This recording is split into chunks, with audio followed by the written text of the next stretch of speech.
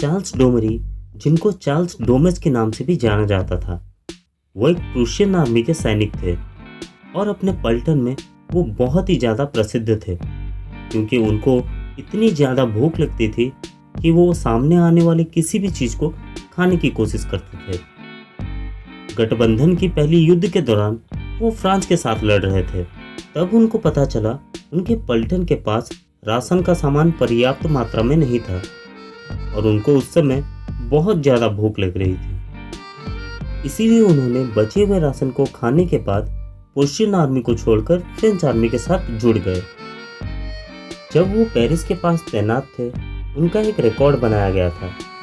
वो एक साल में 174 बिल्ली खा चुके थे। वैसे तो उनको हरी सब्जी ज़्यादा पसंद नहीं थी, पर फिर भी भूख लगने के कारण वो हर दिन 4 से 5 किलो घास खाया करते थे। फ्रेंच के एक जहाज हौज पर अपने सेवा के दौरान उन्होंने तोप से टकराए एक चालक दल के पैर को भी खाने की कोशिश की, पर चालक दल के सदस्यों ने उन्हें बहुत मारा। फरवरी 1769 में हौज जहाज को ब्रिटिश सेना ने पकड़ लिया और डोमरे सहित चालक दल को लिवरपूल में नजरबंद कर लिया गया था।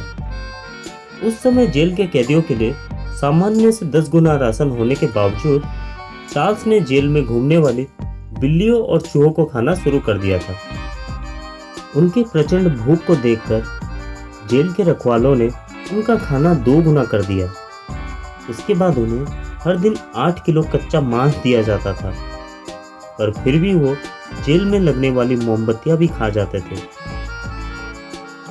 एक इंटरव्यू के दौरान चार्ल्स ने बताया उनका जन्म 1778 के आसपास हुआ था, पोलैंड में।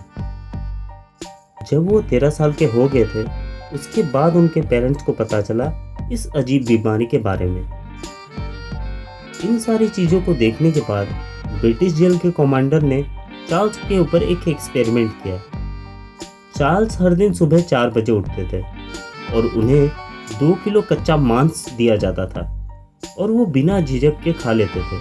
फिर सुबह के 9:30 बजे 3 किलो मांस दिया जाता था और उसके साथ बड़े बड़े 12 कैंडल्स भी दिए जाते थे।